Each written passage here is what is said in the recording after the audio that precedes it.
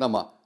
中国的 C919起降状态下的安全性，应该说明显的高于737 MAX。哪怕你波音737 MAX 做了更多的改进改型，但是本质的问题没有消除。就这一点而言，如果它不经过严格的重新试飞和取证，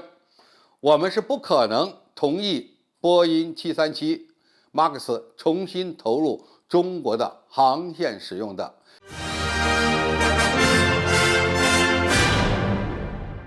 观众朋友，大家好，我是付天少。最近，美国有关部门指责中国政府阻挠国内的各个航空公司采购波音飞机。美国现在显然已经急眼了，但是呢，中国不急。据报道，美国商务部长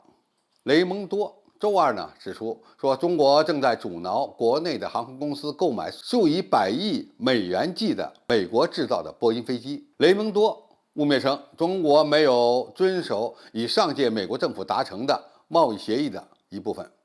中国的航空公司想购买数以百亿美元计的飞机，但中国政府却在阻挠，美国将就此向中国施压。波音公司现在正面临着困境，但是呢，它的困境实际上跟中国无关，是你的技术问题给自己造成的困局。但是美国政府却毫无来由的指责中国，说波音公司现在面临困境跟中国有关。那么它的理由何在呢？美国政府认为中国是第一个因为安全问题而禁止波音737 MAX 飞行的国家。尽管在有些国家呢，特别是美国、加拿大等国家，波音737 MAX 呢已经重新投入航线使用了，但是在中国，它的复飞还没有得到批准。第二，他们认为中国在全世界都有巨大的影响力，是全球最大的客机市场之一。因此，美国政府认为中国的决定让更多的国家效仿，从而导致波音飞机最近这几年陷入了困境。第三，美国政府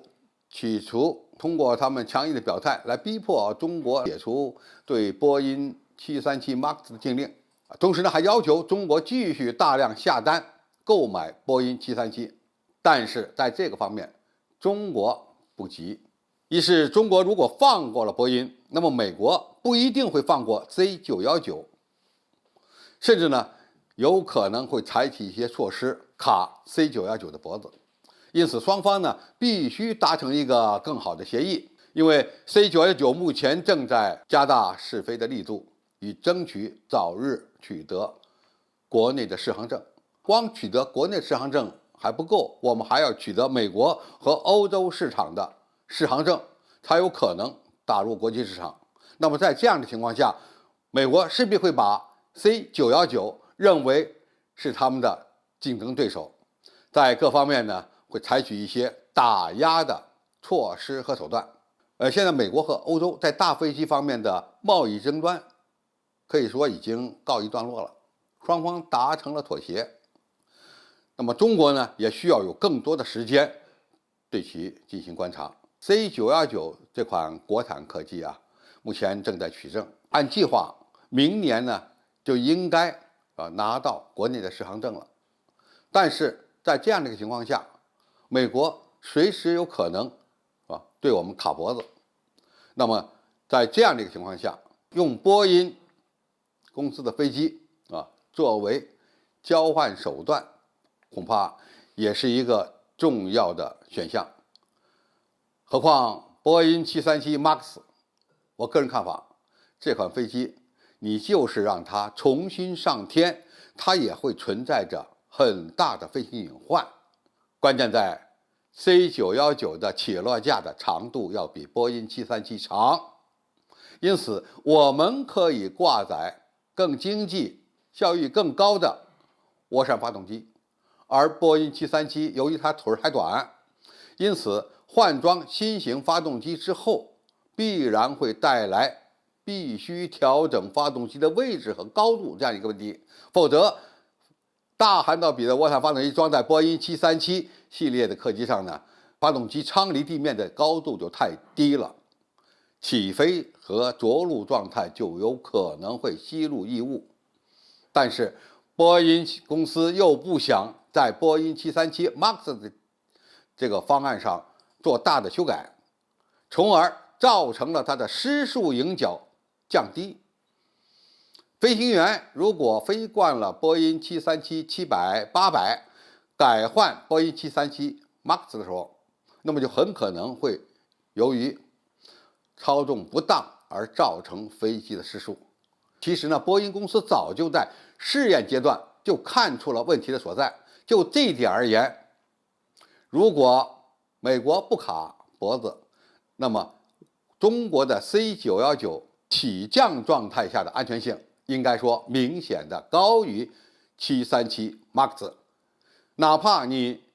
波音737 MAX 做了更多的改进改型，但是本质的问题没有消除。就这一点而言，如果它不经过严格的重新试飞和取证，我们是不可能同意波音737 MAX 重新投入中国的航线使用的，因为中国旅客的生命安全是我们必须保证的最高的要求。因此，不管美国方面怎么施压，波音737 MAX 达不到中国的要求，我们就会继续对它实施禁飞，直到满足要求之后，才有可能重新投入航线使用。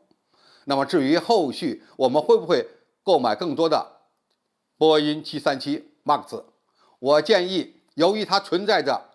固有的难以解决的缺陷，今后购买波音公司的飞机